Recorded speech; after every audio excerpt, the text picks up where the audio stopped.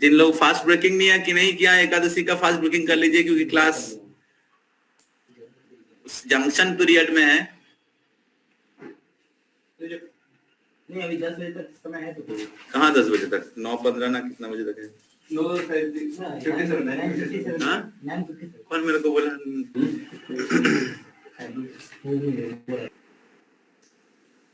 हरे कृष्णा कृष्ण कृष्ण हरे हरे, हरे राम राम राम हरे हरे। तो आप सबको स्वागत है आज के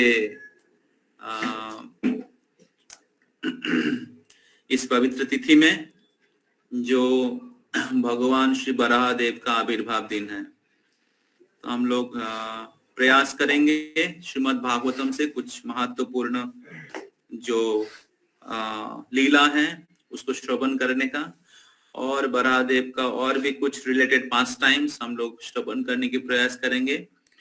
तो हम लोग 9:15 तक हम लोग क्लास करेंगे।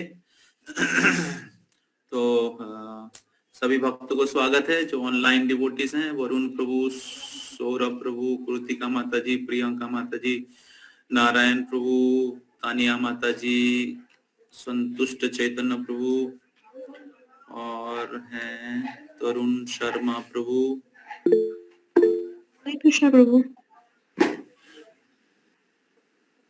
तानिया मुखर्जी। तरुण शर्मा प्रभु कहाँ गए?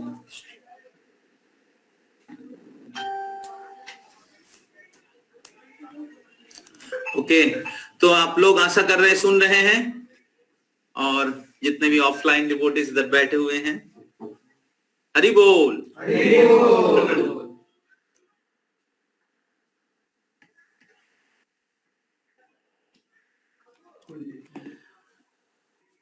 तो आप सबको पता है कि भगवान के अनंत अवतार है, उसमें मुख्य है 10, और 10 अवतार में पहला अवतार कौन है? मत्स्य अवतार। उसके बाद वराह देव। तो मत्स्य, वराह, देन कूर्मा। तो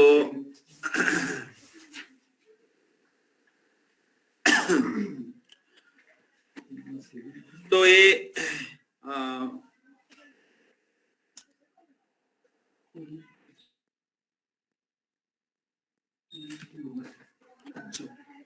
सत्य युग की बात है। तो जब ब्रह्मा जी सृष्टि कर रहे थे, तो ये जो लीला है श्रीमद् भागवतम में आता है। इधर सुखदेव गोस्वामी महाराज परीक्षित को बता रहे हैं, इस प्रकार वेद भ्रमण कर रहे थे तो उन्होंने मैत्री ऋषि से मिला था, और मैत्री ऋषि से वो भगवान के अलग अलग लीला के बारे में श्रवण करना चाह रहे थे। तो तब मैत्री ऋषि ने विदुर को बताया किस प्रकार ब्रह्मा जी जब सृष्टि किए थे, सृष्टि के बाद वो उनके जो पुत्र हैं स्वयंभुव मनु को एक दायित्वपूर्ण सेवा में नियुक्त कर रहे थे। तो महाराज परीक्षित को सुखदेव गोस्वामी बता रहे हैं,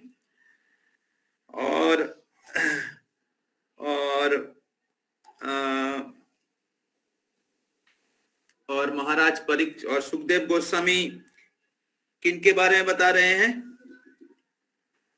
क्या बता रहे हैं ना? जो मैत्री ऋषि विदुर को बताया था, वही सुखदेव गोस्वामी सुने थे उनके पिता व्यासदेव जी से, और वही चीज वो परीक्षित बता रहे हैं। तो मैत्री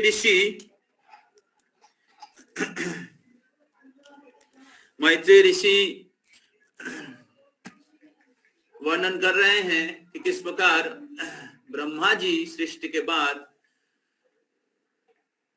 स्वयंभुव मनु को स्वयंभू मनु उनके पुत्र है। ब्रह्मा के पुत्र को मनु कहते हैं। ऐसे बहुत सारे मनु हैं, उसमें एक है स्वयंभू मनु। तो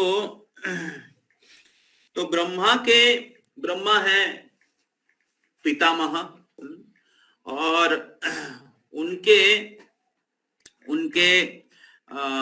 उनका दायित्व है सृष्टि करना, पूरे ब्रह्मांड की सृष्टि करना, प्रजा की सृष्टि करना, और उनके पालन करना। तो और उनके कार्य में सहायता करते हैं कौन? मनु, जिनसे मानव जाति आया है। मनु से इस पृथ्वी में जो मनुष्य लोग आए हैं। तो जो अपर प्लैनेटरी सिस्टम है या लोअर प्लैनेटरी सिस्टम है, अपर प्लैनेटरी सिस्टम में सारे डेमीगॉड्स, ऋषि मुनि, गंधर्व, चारनास, देवतास, यक्ष, सिद्ध, ऐसे अलग अलग प्लैनेट में अलग अलग लोग रहते हैं। इस पृथ्वी लोक में इसमें मनुष्य लोग रहते हैं, इसलिए इसको कहते हैं मर्त लोग। इस मनु से आए हैं। और नीचे जाएंगे तो दैत्य, दानवास, ऐसे राक्षस, ऐसे अलग अलग प्लैनेट में अलग अलग रहते हैं। उसके नीचे जाएंगे तो उसमें सांप, नागलोक, ऐसे अलग अलग लोग हैं। तो अलग अलग प्लैनेट अलग अलग कैटेगरी के लोगों के लिए, और उसके लिए अलग अलग क्वालिफिकेशन, पुण्य जरूरत होता है। हर कोई प्लैनेट में हर कोई घुस नहीं सकते। तो जब स्वयंभुव मनु को ब्रह्मा जी इस पृथ्वी लोक को पालन करने की या शासन करने की दायित्व दिए थे। और स्वयंभुव मनु ब्रह्मा जी के आदेशों को पालन करने के लिए बहुत ही निष्ठावान थे। उन्हें कहा कि हे पिता, आप जो आदेश देंगे हम उसको बहुत निष्ठा के साथ, बहुत उत्साह के साथ हम करेंगे। तो इसमें प्रभुपाद जी लिखते हैं, पुत्र का दायित्व होता है कि पिता के कार्य में सहायता करे, पिता के कार्य में सहायता करे। तो क्वालिफाइड होते हैं, विशेष करके भगवान के प्रतिनिधि या भक्त होते हैं। तो पुत्र सही उनका कर्तव्य होता है कि पिता के कार्य में सहायता करे। तो उसी प्रकार शिष्य का कर्तव्य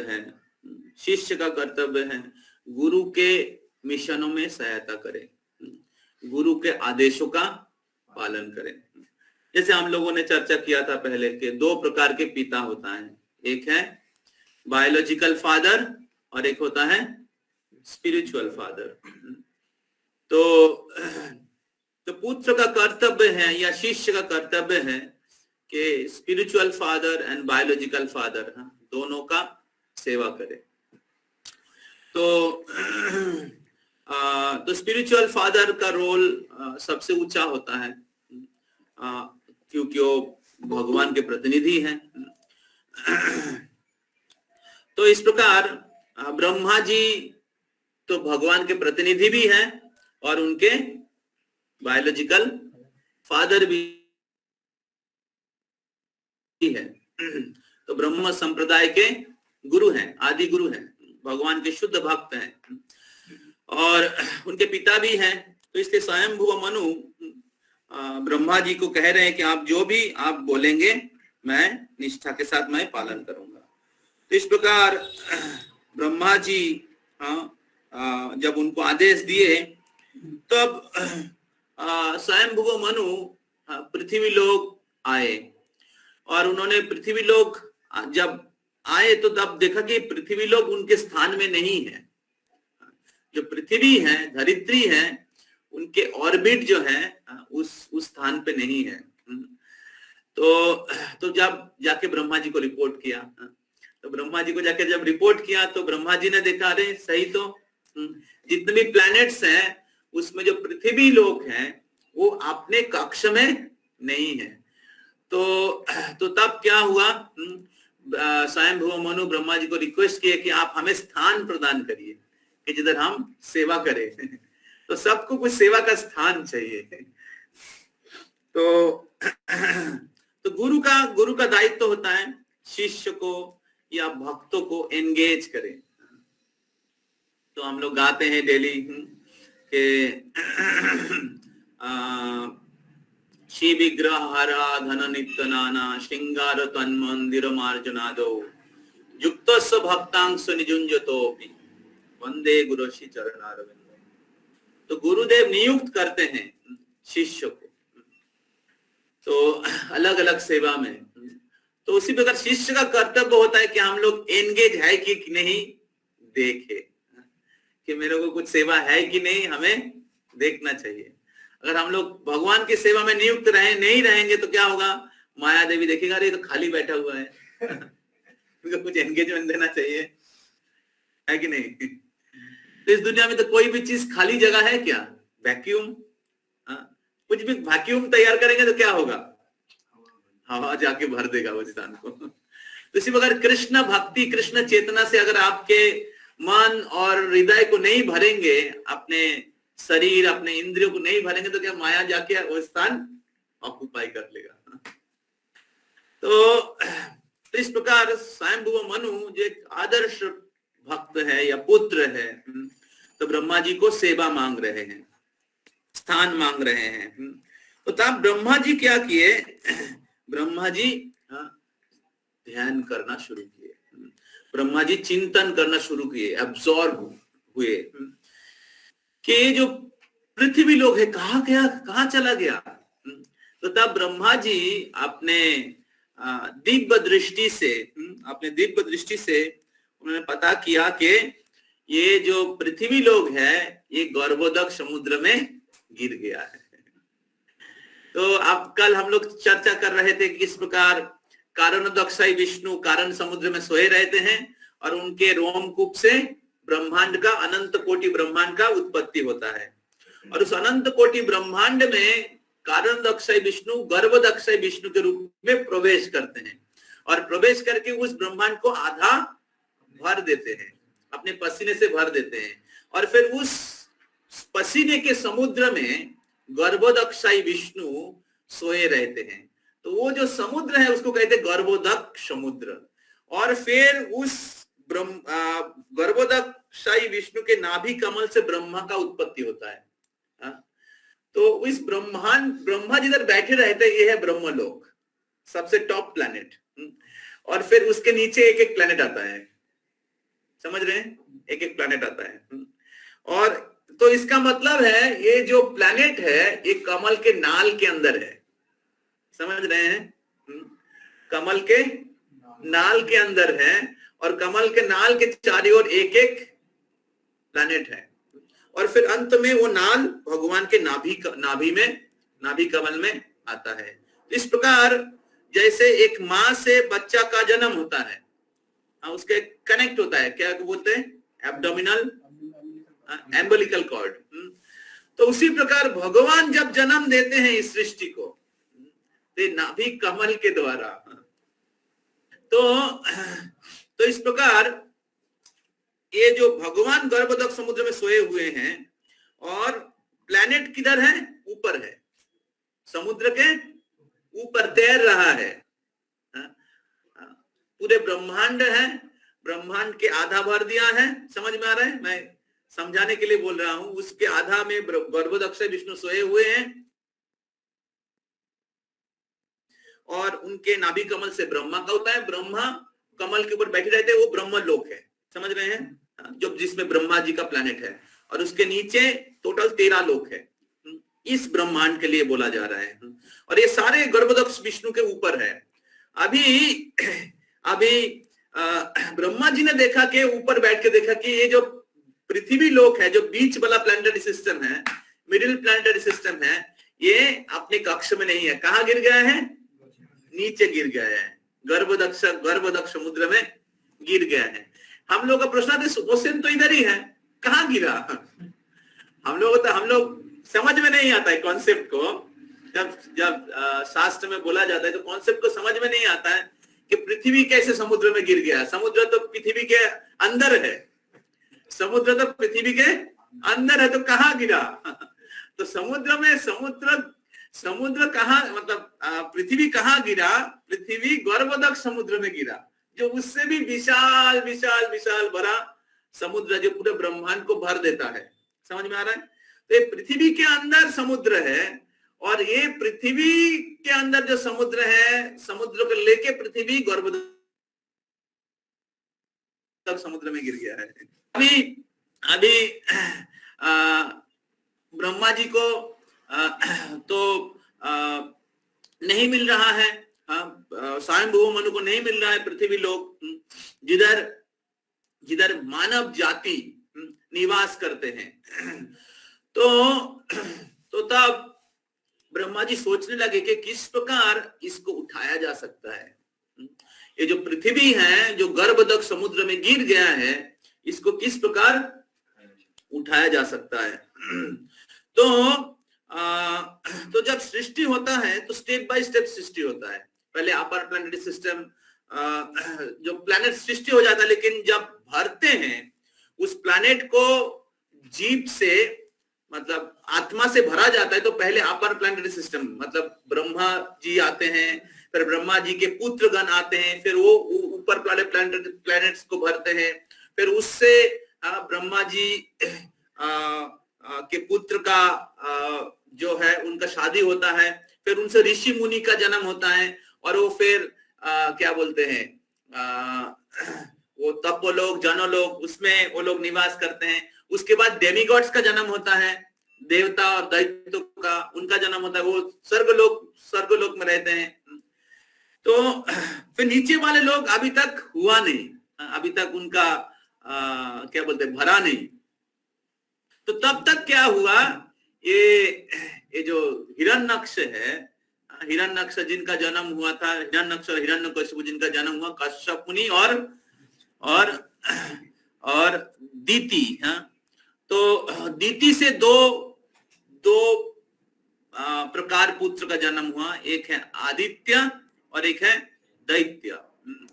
तो दीति से जन्म हुआ दैत्य का, और आदित्य से जन्म हुआ आदित्य। आदित्य मतलब देवता, और दीति से जन्म हुआ दैत्य का। तो इसमें से दो दैत्य है, हिरण्यक्ष और हिरण्यकशिपु। तो जब हिरण्यक्ष और हिरण्यकशिपु का बहुत डिटेल्स पास टाइम ब्रह्मा जी बताने वाले हैं आगे वाले चैप्टर्स में। तो पहले बराहदेव के बारे में बोलते हैं, और फिर आगे हिरण्यक्ष और हिरण्यकशिपु का बारे में वर्णन करते हुए, फिर हिरण्यकशिपु और हिरण्यक्ष कौन है उसको बोलते हुए पूरा पास टाइम बताते हैं, किस प्रकार चतुष कुमार गए थे स्पिरिचुअल वर्ल्ड में, और उधर स्वर्ग के द्वारपाल, वैकुंठ के द्वारपाल थे जय विजय, और उन्होंने उनको ऑफेंस किया, उन्होंने शाप दिया, और फिर वो स्वर्ग के जो द्वारपाल है जय और विजय, वो उनका 3 जीवन इस भौतिक जगत में आना पड़ा। हिरण्यक्ष और हिरण्यकशिपु, सत्य युग में हिरण्यक्ष और हिरण्यकशिपु, त्रेता युग में रावण और कुंभकर्ण, और द्वापर युग में शिशुपाल और दंतवक्र। शिशुपाल और दंतवक्र, इस 3 अवतार उनको 3 जीवन उनको प्राप्त हुआ था।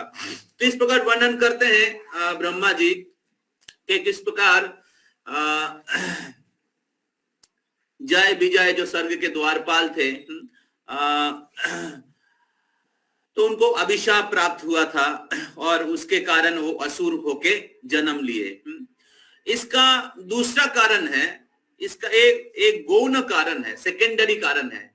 प्राइमरी कारण है कि जय विजय एक द्वार सिक्योरिटी गार्ड है, क्या बोलते हैं वैकुंठ के। तो लोग चर्चा कर रहे थे कि भगवान हमेशा सोए रहते हैं, और लक्ष्मी देवी उनके चरण सेवा करती हैं, तो उनको कोई उनको क्या बोलते हैं, उनको उनके साथ लड़ाई नहीं करते हैं, उनको कोई, तो फिर भगवान को कैसे मजा आएगा?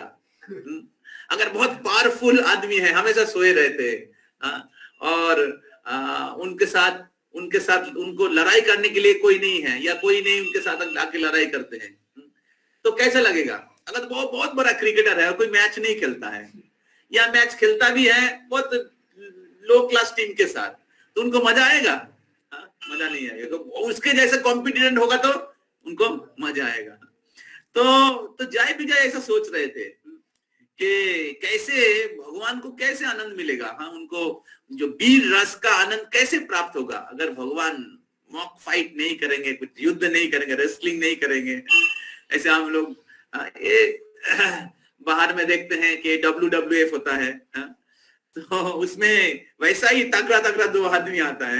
अगर वो बहुत तगड़ा आदमी है और एक छोटा सा बच्चा आता है, तो कोई मैच में भीड़ होगा देखने के लिए? नहीं भीड़ होगा। तो जय विजय ऐसा सोच रहे थे, तो भगवान ने बोला ओके, आपका इच्छा है जानने का, ठीक है, आपको मैं आपकी इच्छा मैं पूरी करूंगा।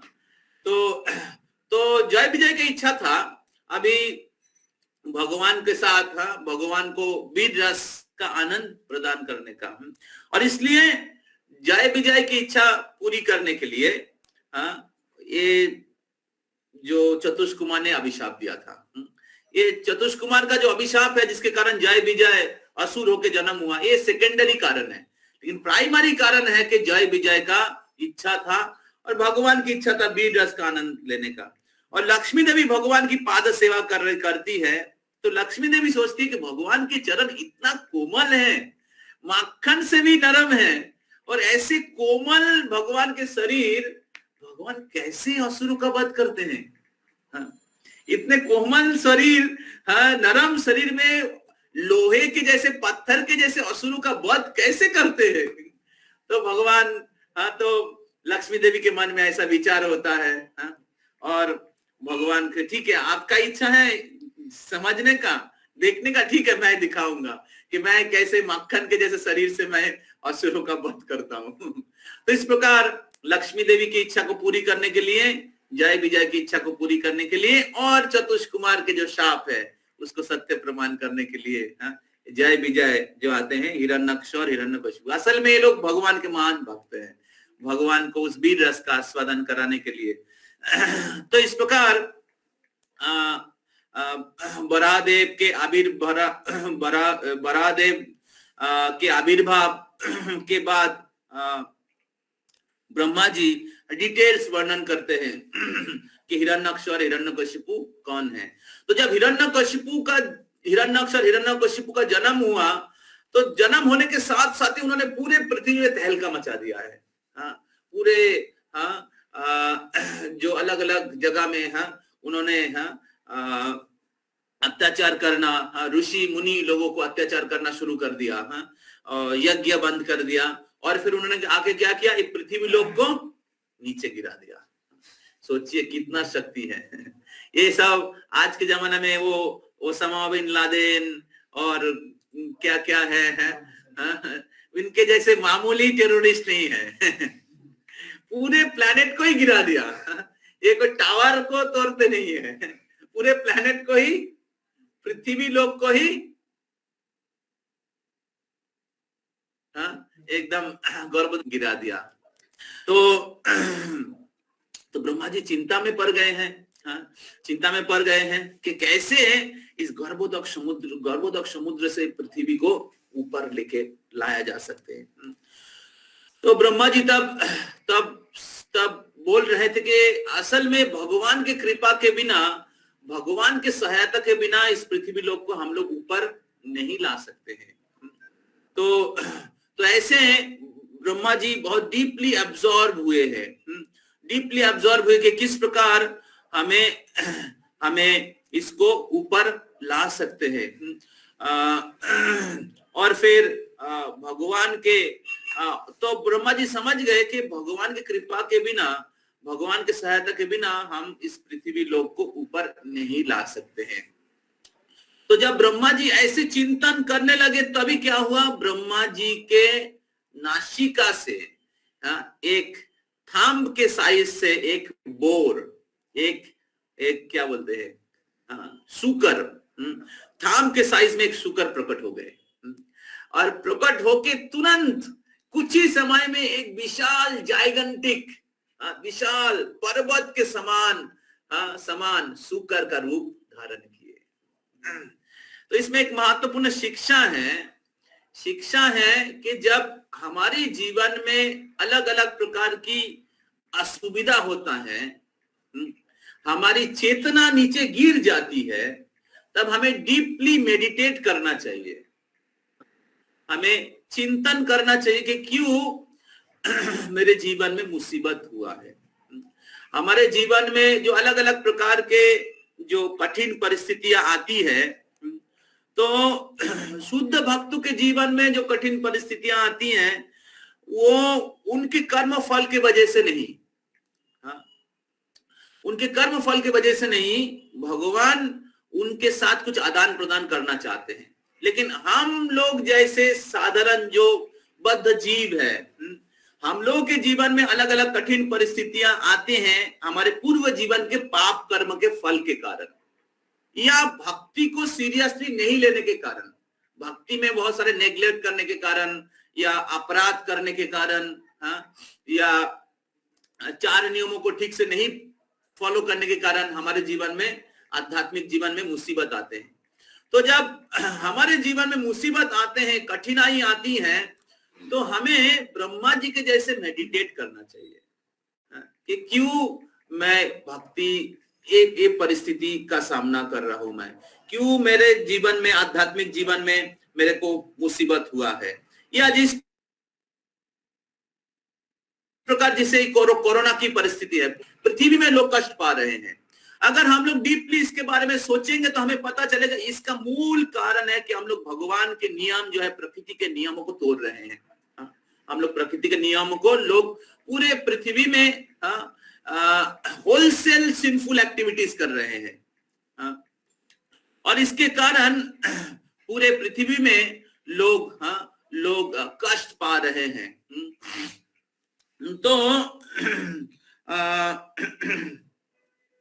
तो इस प्रकार अगर हम लोग मेडिटेट करेंगे, अगर हम लोग सोचेंगे, तो हमें समझ में आएगा कि हमारे दुख का जो कारण है, हमारा समस्या का कारण यही है कि हम लोग भगवान के साथ हमारा जो भगवान के साथ हमारा संबंध जो है, उसमें हम लोग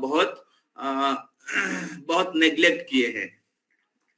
तो या हम लोग भगवान के शरणागति में हम लोग बहुत मिस्टेक किया है।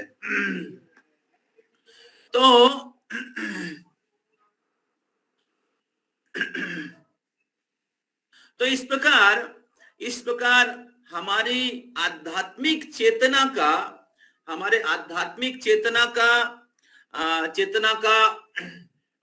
का क्या बोलते हैं,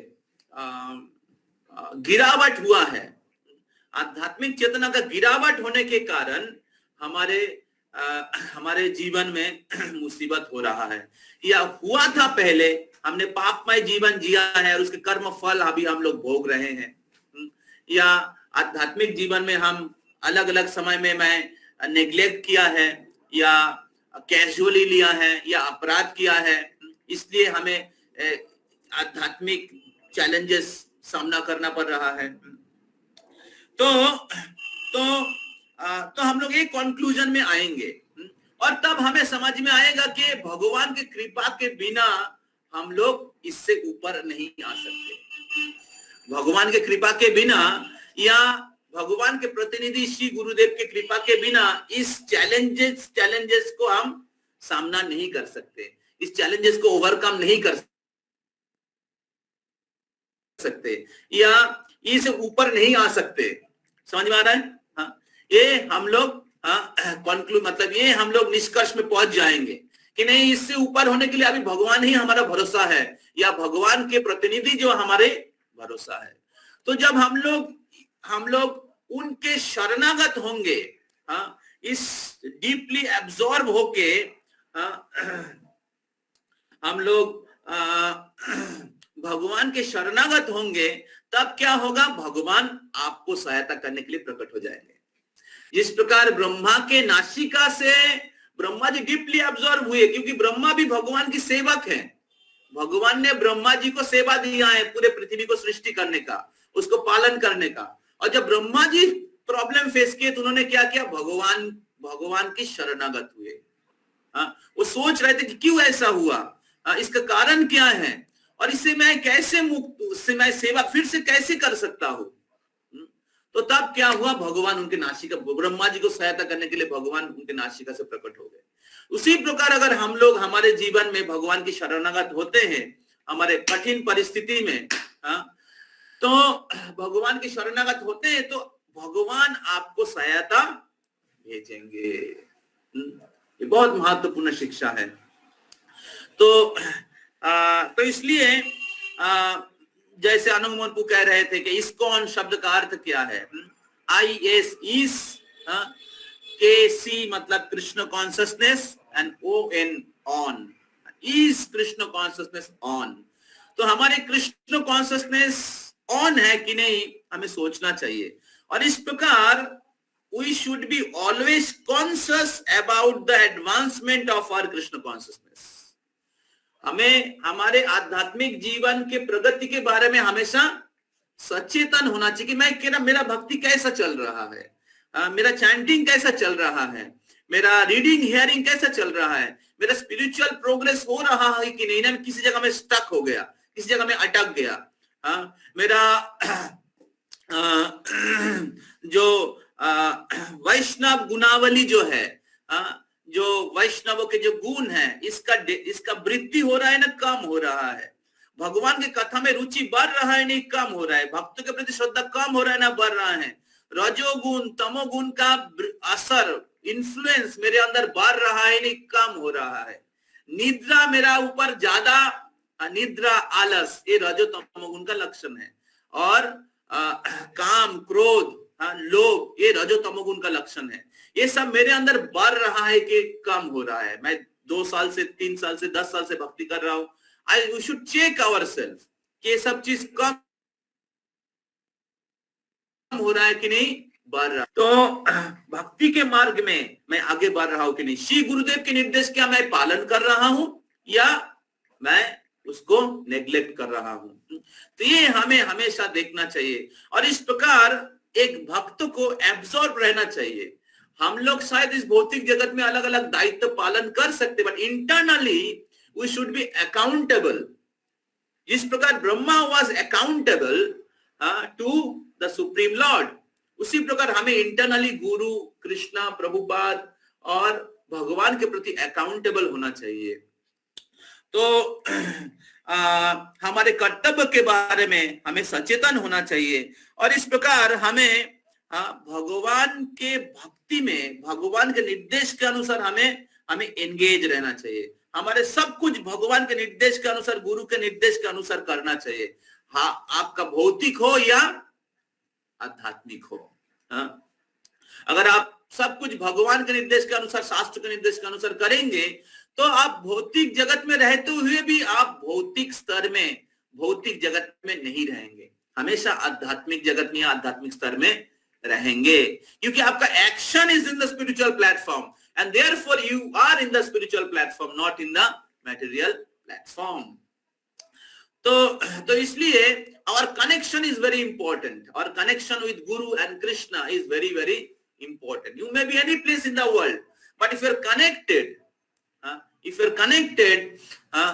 to their instruction, इसलिए बानी सेवा ज्यादा इंपॉर्टेंट है।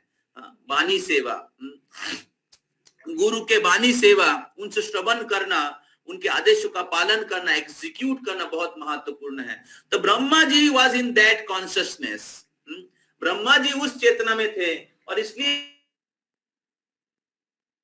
वो सोच रहे थे क्यों ऐसा ऊपर आ सकते हैं, और तब उन्होंने वो समझ गए कि भगवान की कृपा के बिना कुछ कुछ समस्या जो है हम लोग हैंडल कर सकते हैं अगर हम लोग स्पिरिचुअली स्ट्रांग हैं, लेकिन फिर भी हर समस्या हम लोग समाधान नहीं कर सकते हैं।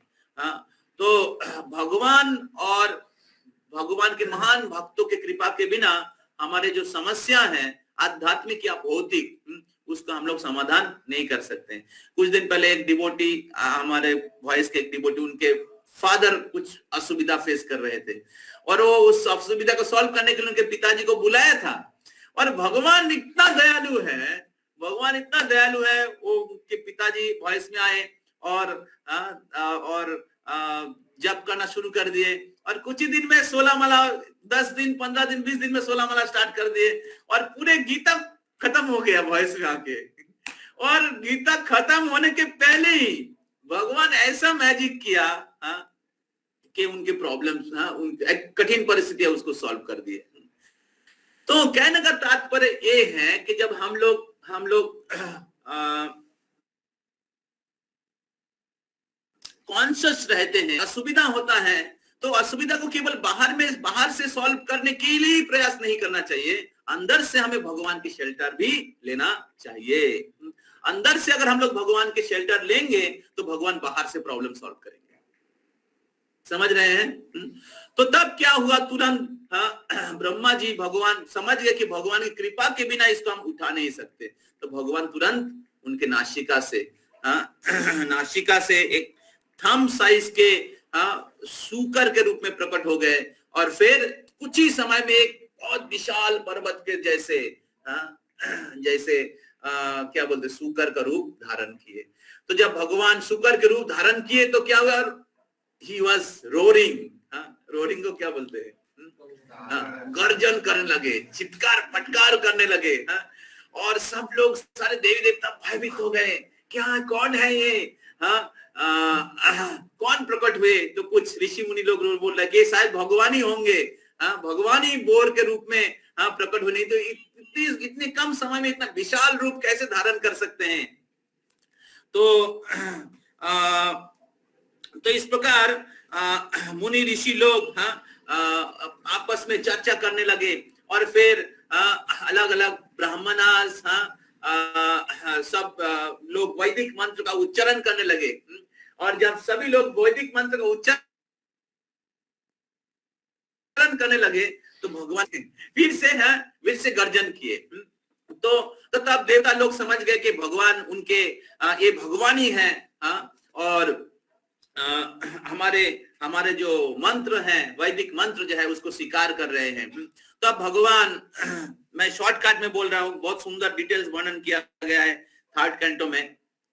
तो तब भगवान वराहदेव, जिनका विशाल शरीर और उनके बहुत ही तीक्ष्ण, क्या बोलते, टास्क, दांत, क्या दांत बोलते हैं, तो उनके मस्तक में बहुत सुंदर मुकुट था।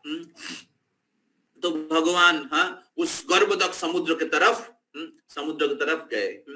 तो समुद्र में प्रवेश करने से पहले भगवान फिर से एक बार आसमान में आ गए।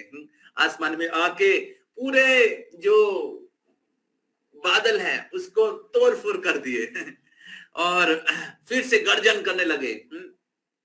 और फिर उनके जो पूंछ हैं, पूंछ को इधर घुमाने लगे। और फिर वैदिक वैदिक थे सारे मुनि ऋषि देवतागण, तो उनके साथ आदान प्रदान किए।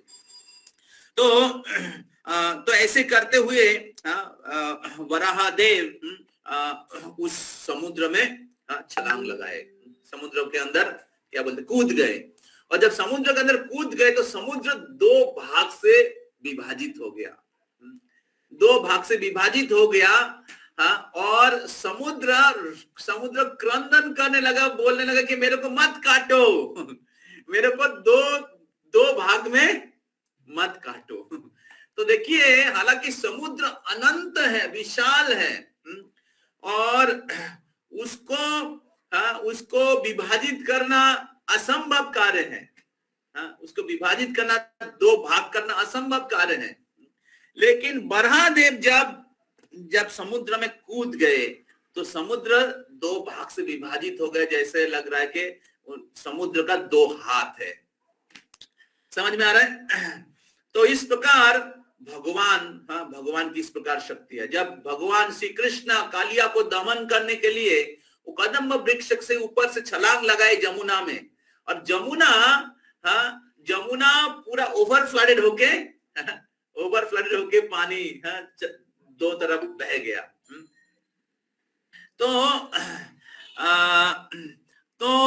तो भगवान तो सारे ब्रह्मांड भगवान के शरीर से प्रकट होता है, सारे ब्रह्मांड भगवान के शरीर से प्रकट होता है। वो भगवान अगर समुद्र में छलांग लगाएंगे तो समुद्र दो भाग होगा ना, क्या होगा? तो इस प्रकार भगवान गर्भोदक समुद्र में प्रवेश किए, और प्रवेश करके गर्भोदक समुद्र का जो तल है, नीचे देश है, उसको पकड़ लिए। तो इधर वर्णन किया कर रहे हैं, वर्णन कर रहे हैं, सूत गोस्वामी वर्णन कर रहे हैं महाराज परीक्षित को, सुखदेव गोस्वामी महाराज परीक्षित को वर्णन कर रहे हैं कि किस प्रकार जिस गर्भोदक समुद्र का तल का पता करना असंभव कार्य है, क्योंकि वो अनंत है। गर्भोदक समुद्र अनंत है, उसको पता करना असंभव है। लेकिन क्योंकि भगवान परम पुरुषोत्तम है, भगवान अनंत है, भगवान उस गर्भोदक समुद्र का जो तल देश है उसको पता कर लिए। और उन्होंने देखा कि जो पृथ्वी है उस गर्भोदक समुद्र के जो नीचे पड़ा हुआ है।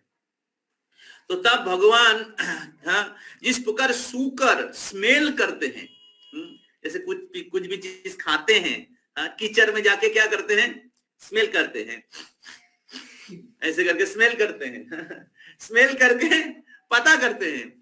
तो उसी प्रकार भगवान इस बराह रूप क्यों धारण किया? बराह रूप क्यों धारण किया? असल में वो जो पृथ्वी लोक का बराह उसी असली बराह से ही आया है। वो बराह से ही आए हैं, सूकर जो है भगवान से ही आए हैं। तो भगवान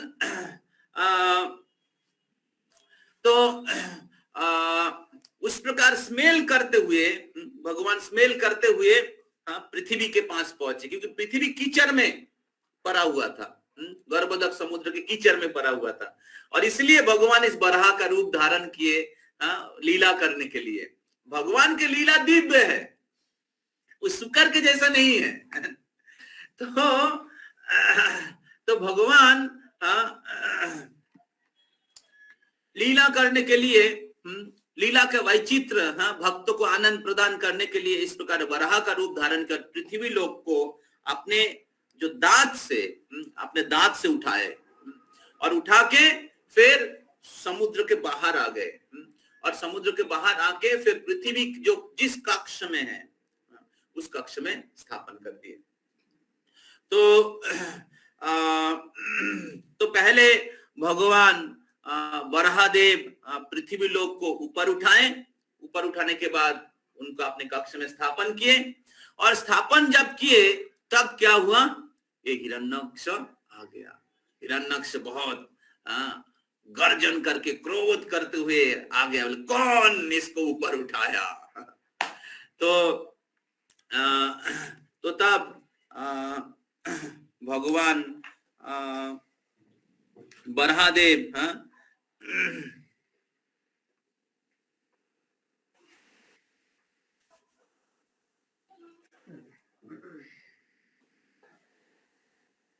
इधर वर्णन किया गया है।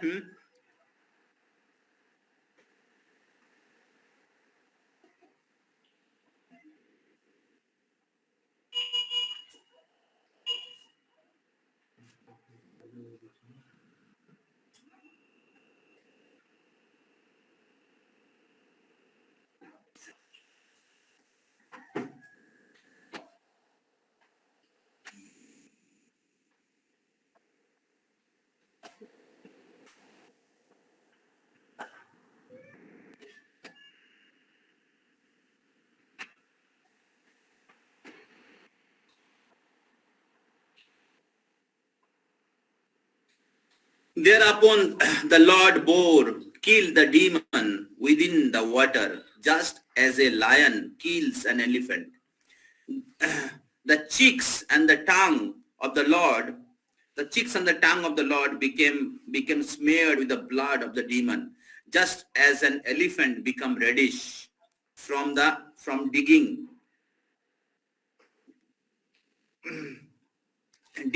the purple earth. तो भगवान पृथ्वी को अपने स्थान पे कक्ष में स्थापन करने के बाद वो पानी के ऊपर हिरण्यक्ष के साथ लड़ाई हुआ और फिर उस भगवान हिरण्यक्ष के साथ लड़ाई करके बहुत आसानी से हिरण्यक्ष को मार दिया।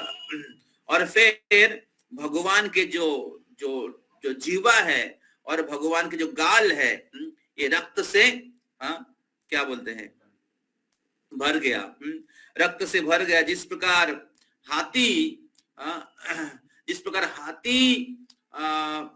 सिंह हाथी को वध करते हैं, सिंह जो है हाथी को वध करते हैं, उसी प्रकार भगवान वराहदेव हिरण्यक्ष का वध किया। Then the Lord, playing like an elephant, suspended the earth on the edge of his curved with the tusk. Suspended the earth on the edge of his curved white tusk.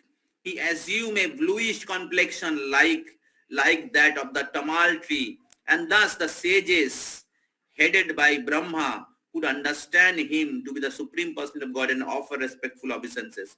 तब भगवान ने क्या किया, तमाल वृक्ष के जैसे श्यामल वर्ण धारण किए, श्याम वर्ण धारण किए, और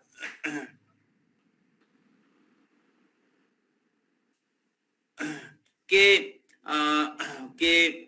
ब्रह्मा और सारे जो जितने भी मुनि ऋषिगण समझ पाए कि ये जो वराह है ये और कोई नहीं है, भगवान विष्णु है। All the sages uttered with the great respect, O unconquerable enjoyer of all sacrifice, all glories and all victories unto you. You are moving in your form of the personified Vedas, and in the hair holes of your body the ocean are submerged.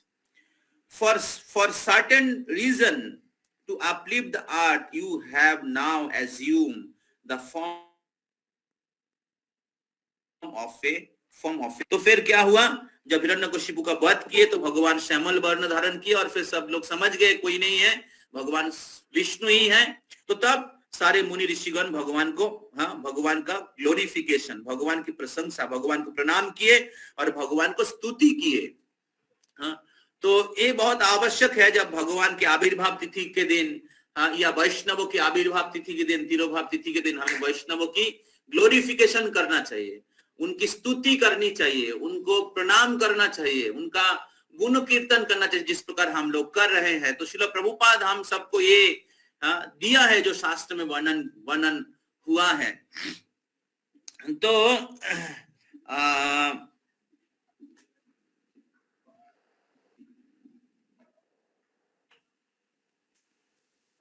तो इधर वर्णन किया कर रहे हैं कि हे प्रभु, आपके बारे में सारे जो वेदा पर्सोनिफाइड हैं वो लोग वर्णन करते हैं। तो आपके रोमकूप में सारे समुद्र समाहित है, सारे समुद्र गण जो है आपके रोमकूप से समाहित है। आपके शरीर से पूरे ब्रह्मांड का उत्पत्ति होता है, लेकिन फिर भी आप एक विशेष कारण से इस वराह के रूप में प्रकट हुए हैं, इस पृथ्वी को उद्धार करने के लिए। तो O Lord, your form is worshipable by the performance of sacrifice, but souls who are simply miscreant are unable to see it. All the Vedic hymns, Gayatri and others are in touch with your skin. In your bodily hairs is the kusha grass. In your bodily hairs is kusha grass, and your eyes is clarified butter, and your 4 legs are the 4 kind of fruitive activities. तो इसके तात्पर्य में प्रभुपाद जी लिखते हैं, the strict followers of Vedas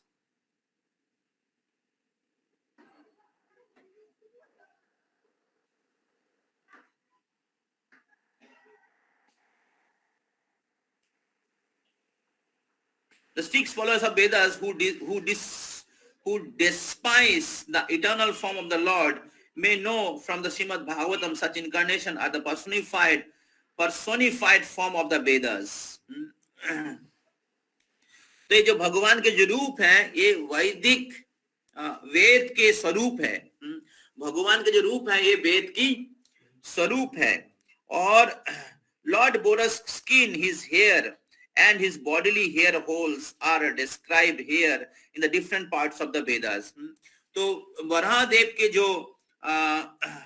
जो skin है, उनके जो त्वचा है, वो गायत्री और वैदिक मंत्र उनके क्या बोलते हैं, त्वचा है, उनके त्वचा में रहते हैं.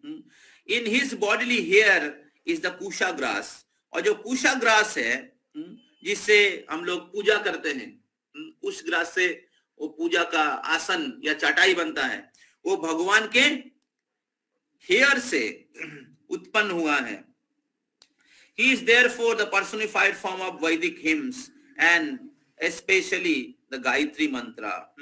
एक प्रभुपाद जी के एक जगह में मैं पढ़ रहा था, तो प्रभुपाद जी लिखते हैं कि जब बराहदेव समुद्र के ऊपर से, गर्भदक समुद्र से ऊपर आए, तो अपने शरीर को क्या बोलते हैं, उन्होंने हिलाया. और फिर उनके शरीर से जो जल जमीन पे जाके गिरा, उससे कुश ग्रास का, कुशा ग्रास जो है, कुश घास उसका उत्पन्न हुआ. तो इसलिए ये जो कुश ग्रास है, कुश घास है, जिससे जो भगवान के आसन, भगवान की पूजा के लिए व्यवहार किया जाता है. तो इस प्रकार भगवान बराहदेव प्रकट हुए, और भगवान बराहदेव प्रकट होने के बाद सारे देवतागण भगवान की स्तुति करने लगे. तो इसलिए भगवान को स्तुति करना बहुत आवश्यक है. भगवान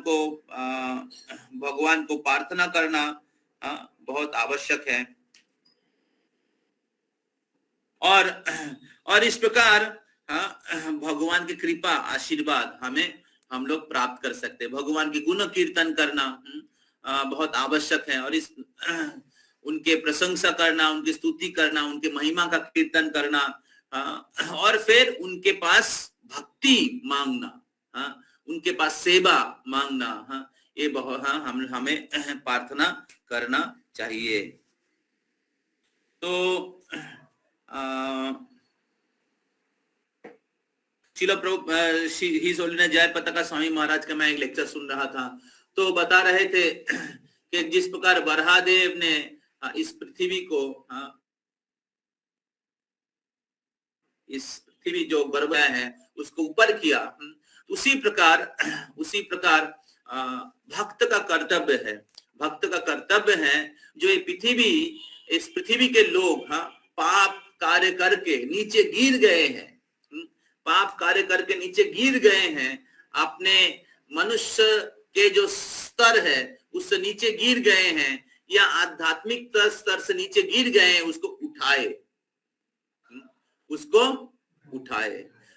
तो कैसे उठाया जा सकता है? कृष्ण भक्ति वितरण के द्वारा, कृष्ण चेतना वितरण के द्वारा. तो जब हम लोग कृष्ण चेतना का वितरण करेंगे, कृष्ण भक्ति का प्रचार करेंगे, तब क्या होगा, लोगों की जो भौतिक चेतना है, लोगों की जो पापमय जीवन है वो लोग छोड़ देंगे और फिर वो नीचे के स्तर से, गिरे हुए स्तर से ऊपर उठ के आएंगे। तो श्रील प्रभुपाद पूरे विश्व में कृष्ण भक्ति का वितरण करने के द्वारा पूरे पृथ्वी के जो लोगों को नीचे गिरे हुए स्तर से ऊपर लेके आया। तो और फिर गुरु महाराज बोल रहे थे कि कभी कभी अगर कोई भक्त लोग अपने भक्ति जीवन से नीचे गिर जाते हैं, भक्ति जीवन से नीचे गिर जाते हैं, भक्ति करते हुए शायद आध्यात्मिक वीकनेसेस के कारण, अपना बैड हैबिट्स के कारण अगर किसी तरीके से या माया के अटैक के द्वारा या बैड एसोसिएशन के द्वारा नीचे गिर जाते हैं, तो दूसरे भक्तों को मदद करना चाहिए, दूसरे भक्तों को मदद करना चाहिए उनको ऊपर आने के लिए। अगर हमारे रूममेट नीचे गिर रहा है, अगर भक्ति से दूर जा रहे हैं, कभी कभी हो रहा है, तो दूसरे भक्तों को नहीं देखना है, ठीक है जाने दो, माया में मेरा क्या है। तो ये कृष्ण भक्ति का लक्षण नहीं है, इसका मतलब है वो भी एडवांस नहीं है। तो दूसरे भक्तों का कर्तव्य है, दूसरे भक्तों को जो भक्ति में मुसीबत का सामना कर रहे हैं या नीचे गिर गए हैं, उनको मदद करे और उनको ऊपर उठाए। बहुत बार क्या होता है, कोई नीचे गिरता है तो उसके साथ दूसरा भी, चल तुम्हारे साथ मैं भी गिरता हूं, देखता हूं कैसा लगता है, चोट लगता है कि नहीं। दोनों जाके एक माया में फंसते, दूसरा भी माया में फंसते। वो सोचते कि नहीं यही सफलता है,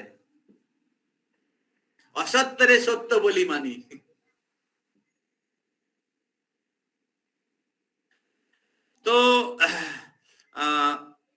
तो इसलिए एक भक्तों को जेन्युइनली एडवांस होना चाहिए।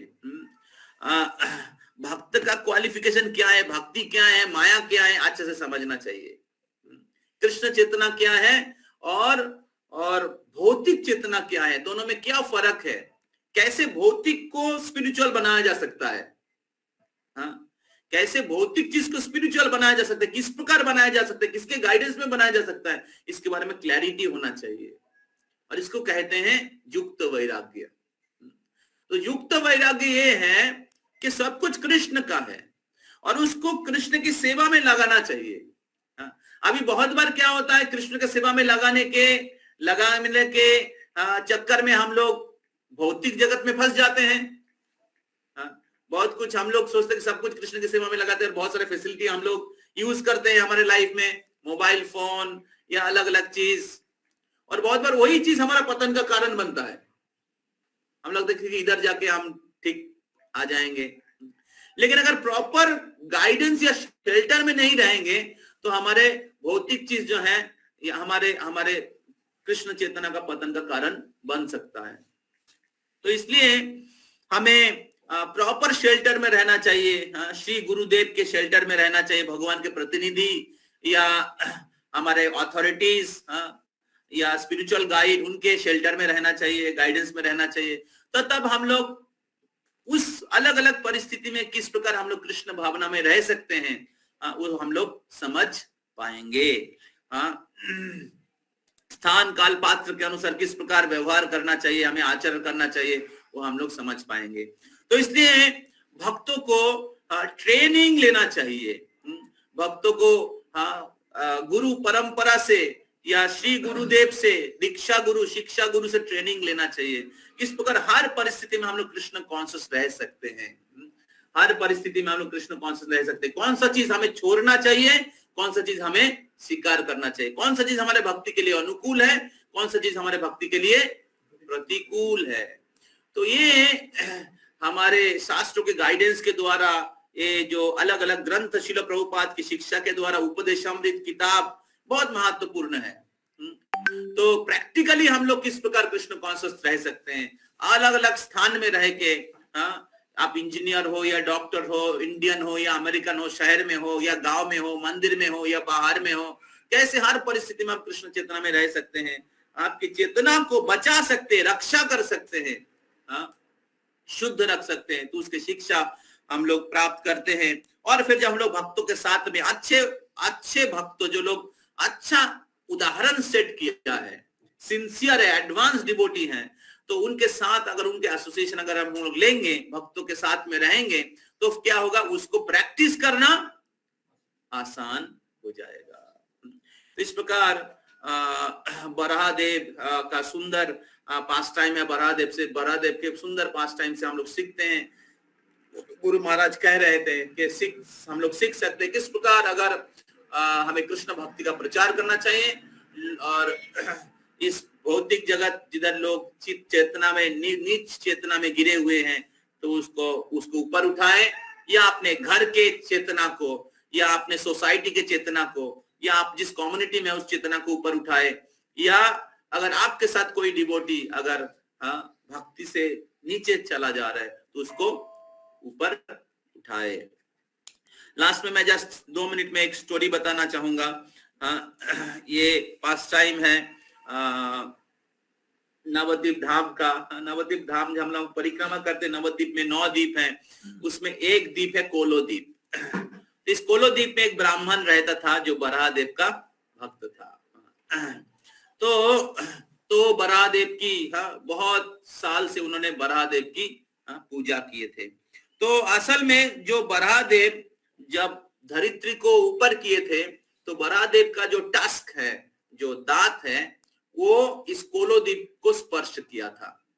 जिधर स्पर्श किया है वो कोलो द्वीप है, तो इसलिए वो बराह क्षेत्र है। वो बराह क्षेत्र है। बराह क्षेत्र और भी है साउथ इंडिया में।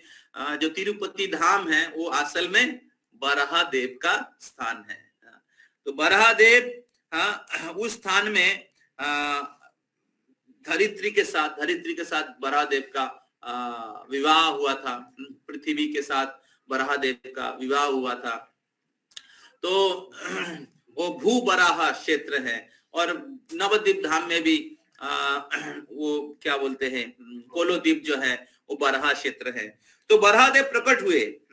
बराहदेव की जो पूजा कर रहे थे, तो तब क्या हुआ, बराहदेव उनके सामने प्रकट हुए, और प्रकट होके उन्होंने कहा कि उनको आशीर्वाद किया, और उनको कहा कि अभी कुछ ही दिन के बाद मैं इस स्थान में प्रकट होने वाला हूँ। कुछ ही दिन के बाद मैं इसी स्थान में, ये मेरे नित्य धाम है, ये नवद्वीप धाम मेरे नित्य धाम है, और इस धाम में मैं प्रकट होने वाला हूँ। और मैं जब प्रकट होऊंगा तब मैं क्या करूंगा, इस हरिनाम संकीर्तन का प्रचार करूंगा, हरिनाम संकीर्तन का शुरुआत करूंगा, और मैं तब सबको इस हरिनाम संकीर्तन में मैं डुबाऊंगा। और आप भी उस लीला में मैं जब प्रकट होऊंगा तो आप भी मेरे भक्त के रूप में आप भी मेरा कृपा प्राप्त करेंगे। तो अभी मैं कुछ समय के लिए आपको दर्शन दे रहा हूं, लेकिन उस लीला में सभी लोग मेरा साक्षात दर्शन करने की सौभाग्य प्राप्त करेंगे। तो इस प्रकार बराहदेव, जब आप नवद्वीप धाम में कोलोद्वीप में जाएंगे तो कोलोद्वीप में एक देवानंद गौरी मठ है। जो देवानंद क्या नाम है उनका, देवानंद पंडित के श्रीपाठ है, और महाप्रभु के साथ देवानंद पंडित का बहुत स्पेशल पास टाइम है। तो उधर वो स्थान है।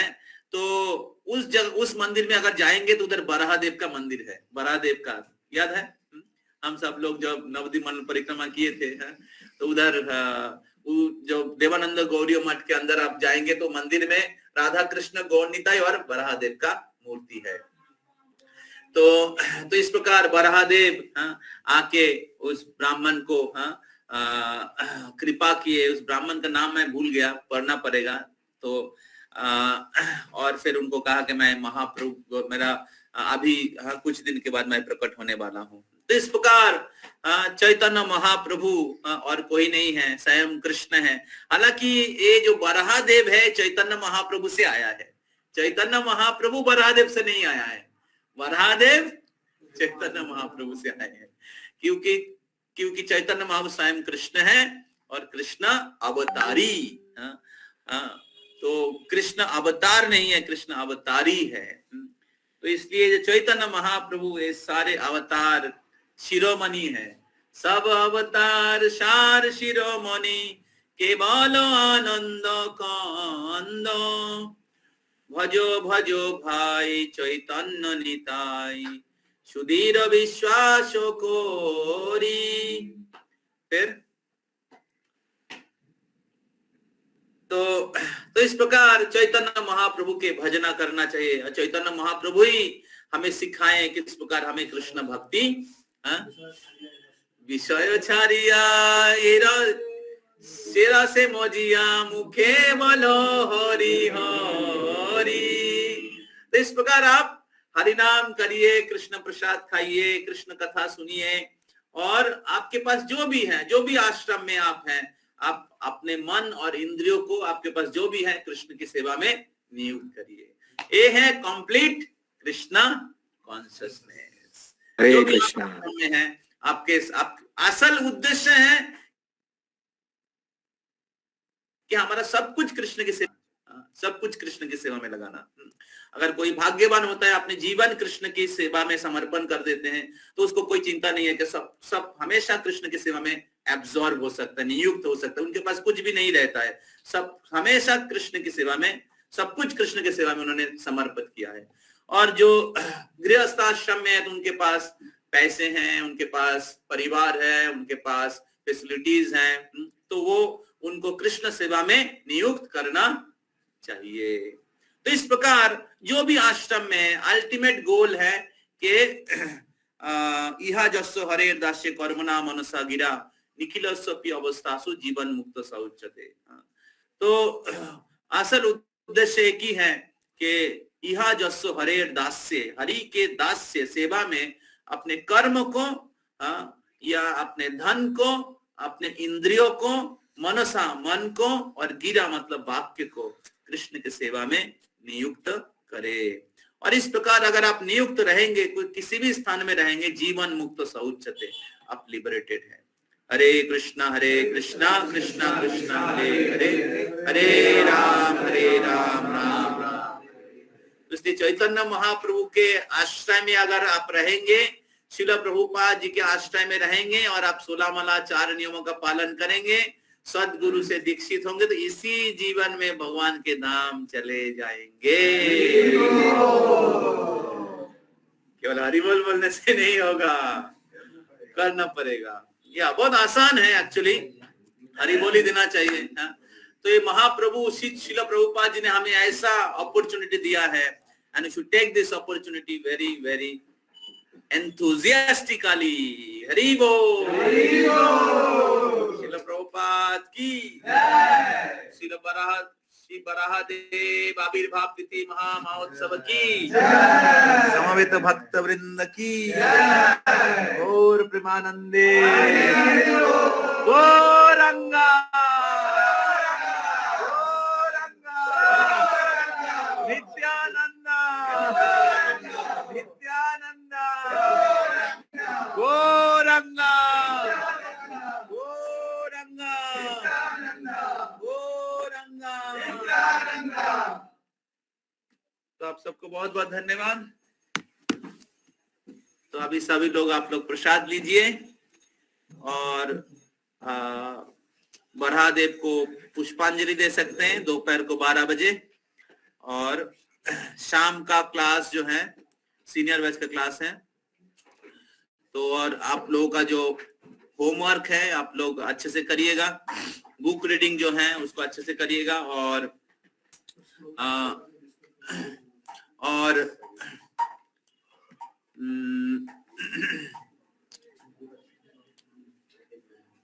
एक डिसाइपल कोर्स का मैं पोस्ट भेजा था, तो जो लोग डिसाइपल कोर्स करना चाहते हैं आपका नाम दे दीजिए, कि विशेष करके दीक्षा लेने के लिए जो लोग उत्सुक हैं, 16 माला 4 नियमों का पालन कर रहे हैं ऑलरेडी, तो आप लोग डिसाइपल कोर्स कर सकते हैं। डिसाइपल कोर्स करेंगे तो आपको पता चलेगा दीक्षा क्या होता है,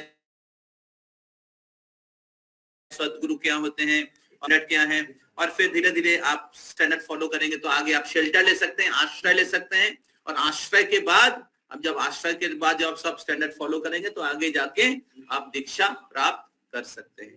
हरे कृष्णा।